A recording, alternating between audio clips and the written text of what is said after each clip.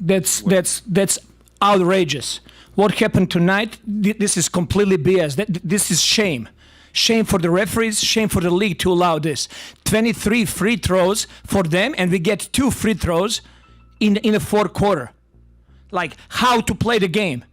I understand respect for all stars and all of that, but we have star players on our team as well.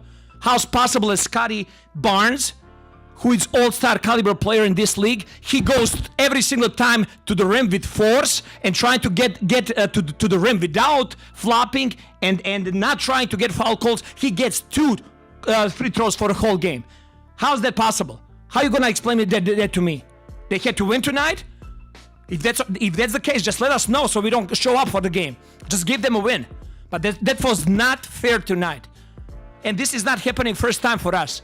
Scottie Barnes is going to be all-star. He's going to be the face of this league. And what's happening over here during whole season, I've been holding it back. It's a complete crap. Do you feel like you're getting any explanations at all? That offensive foul, did you see, like, get any explanation?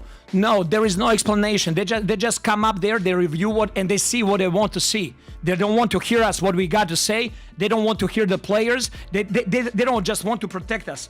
Over the game, they got 36 free throws, 23 free throws in the fourth quarter. What are we talking about? How are we supposed to play? Free throws. While they have plagued the Raptors all season, it wasn't missing them that cost them this game. It might have been not getting them that killed Toronto's chances of beating the Lakers in Los Angeles without the help of their starting center, Jakob Poeltl. It was announced before the game that Poeltl is out indefinitely with a left ankle sprain and will be reevaluated in 2 weeks, and so they were left with no one to guard Anthony Davis, who finished with 41 points, 11 rebounds, 6 assists, and of course, 13 made free throws, despite a valiant effort from 35-year-old Thad Young, who started in Poeltl's place. Just, next man mentality. No matter how, or what the situation is, just always be ready. Just always have that next man mentality. When, Jakob goes down, your number's called, you got to just be ready. And, I put in a lot of time, a lot of preparation each and every day, with our play groups and, playing with the coaches and playing with other guys on the team, and just making sure that, I'm always going to be there as a leader and be vocal.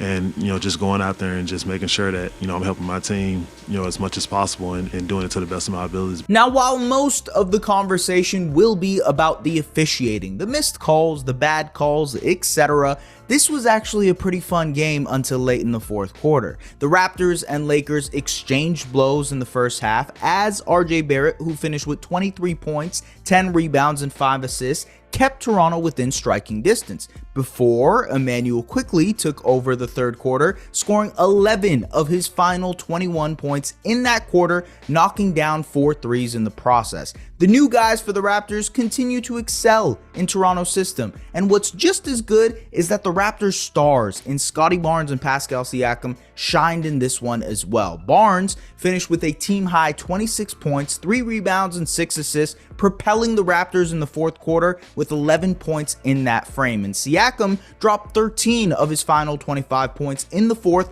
but it still wasn't enough to put away the Lakers. It just says that he's all for us. He's all for us as a family, as a team. We're always going to stick together. We're always going to be behind one another, and he's always been behind us since day one coming in here. He's going to continue to fight for us, and we love Darko to death. We definitely think the world of coaching, and we appreciate him going to bat for us. But this was a tough game for us. Things happen towards the end of games and throughout the course of games, and calls are made, calls are missed. It happens. And we just got to move on to the next one. Look, there's no question that the Raptors weren't getting a friendly whistle. IQ picked up 2 quick fouls in the fourth quarter, including one that was a flagrant to foul him out of the game. The Lakers shot 23 free throws compared to just 2 for the Raptors in the fourth quarter. And while 8 of those were intentional, it does illustrate just how lopsided the calls were, and why Darko is probably going to get fined by the NBA for that post-game rant. Now, aside from the officiating, there was a basketball game as well, ladies and gentlemen, and there were a lot of things to highlight besides the fouls.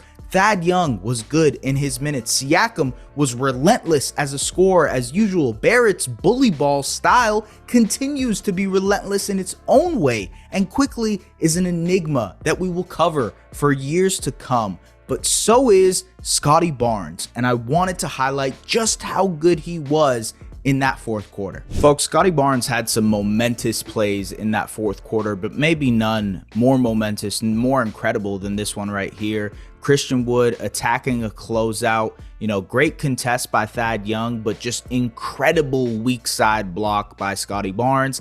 Gets the recovery, stays with Jared Vanderbilt, and gets the block here as well, completely nullifying a Lakers possession right there. Just incredible stuff from Scottie. Shows you how dangerous he can be as a weak side rim protector, maybe potentially even as a guy who can be an option for them at the starting center spot, maybe depending on the type of matchups that they have. He had 3 assists in the fourth quarter as well. This was great. Little staggered pick and roll that gets Gary Trent Jr. open for the 3. Trent was also awesome in this one, had 11 points, a lot of timely shots. This is off a pick and roll between IQ and Scottie Barnes, something that I want them to explore more often.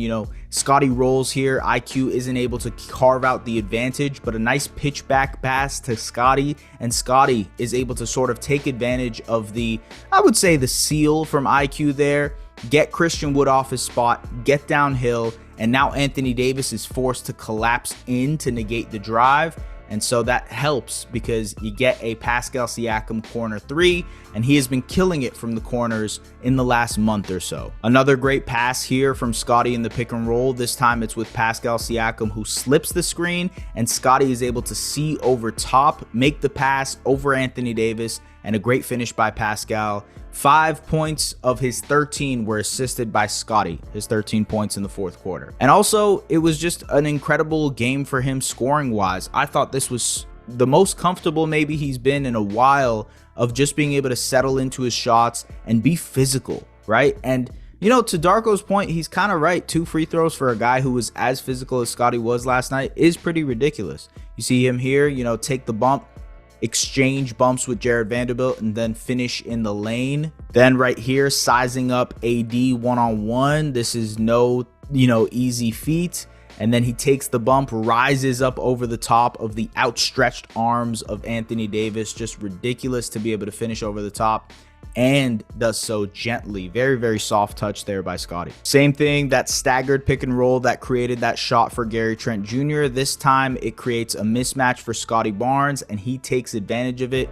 Just bumps Taurean Prince all the way to the basket for the finish over top. And in the end, dying seconds, I thought this was a foul. He takes the bump from Max Christie, goes up with it, and even on the finish, there's some foul there. There's some contact there as well.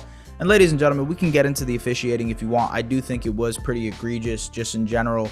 Maybe I would say less so the fouls that were called on the Raptors, but more so the fouls that the Raptors didn't get called, in the sense that they could have went to the free throw line much more. The discrepancy is what I take issue with, and I think that's what Darko Rajakovic takes issue with too. It's like, hey, if you're going to call these calls for Anthony Davis, you're going to call these calls for LeBron James, you should be calling these calls for Pascal Siakam and Scottie Barnes. And to that, I sort of agree with that. It's like so easy to sort of be like, this is the issue, and this is why the Raptors lost. And you know what? Probably tonight, 1 point loss. They weren't able to get the free throw line as much as the Lakers. Maybe tonight was the referees screwing the Raptors out of a game. Actually, most likely, I would say, yeah, it was the reason the Raptors were screwed out of the game. If you look at the box score, if you watch the game, the Raptors played exceptionally without their starting center. I mean, Thad Young was just incredible in his minutes. Jontay Porter did some good stuff for you as well. I thought Chris Boucher had a rough first half, but picked it up in the second half. So your front court rotation was working well. Scottie, like I mentioned in this thing, Scottie, Pascal, IQ, and RJ all had moments where they impacted the game in a major way. RJ kept them alive for the first 2 quarters, and then IQ exploded in the third quarter. Scottie was good throughout, and then he exploded in the fourth quarter, as did Pascal. And I just think there's a flow and a rhythm to this team.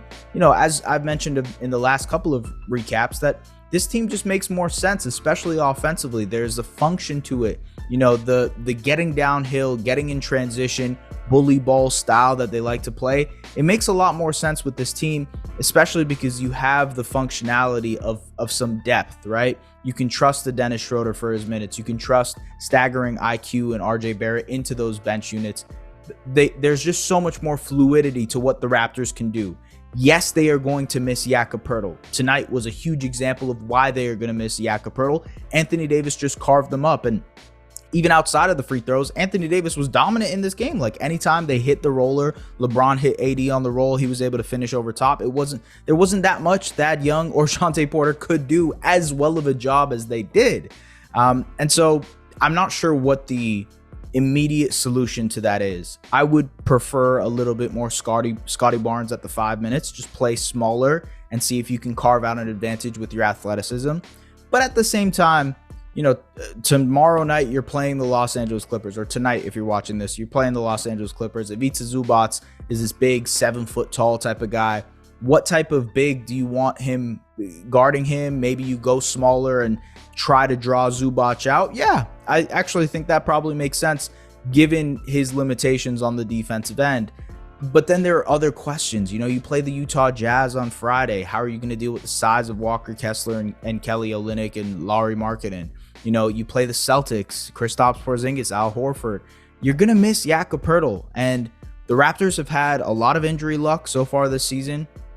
Obviously, they're a new team post-trade, but the injury bug is sort of hitting them at the wrong time. And we'll see how they're able to recover. We'll see, because, you know, 2 weeks of basketball, they're going through a tough stretch of games as well. How much they're able to stay alive will probably determine if they're going to make a play-in spot or maybe even a playoff spot. It just doesn't seem like if they can't survive this stretch without Jakob, maybe that is the season in terms of the current season. And, you know, there's obviously the conversations about Pascal and trades and whatnot. But I think if your goal in mind, if you're the Raptors front office, is, hey, let's get it to the play-in, these next 2 weeks will be indicative of how close you will be to that objective. So we'll see what happens, ladies and gentlemen. It should be an interesting one. Regardless, they're fun again, folks. And this game was really, really entertaining outside of the referees and outside of the officiating.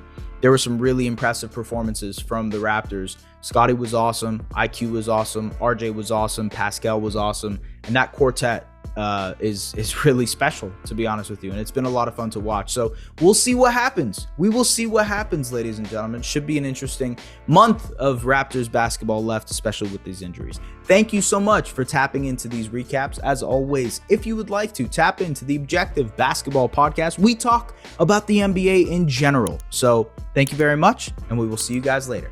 Take care.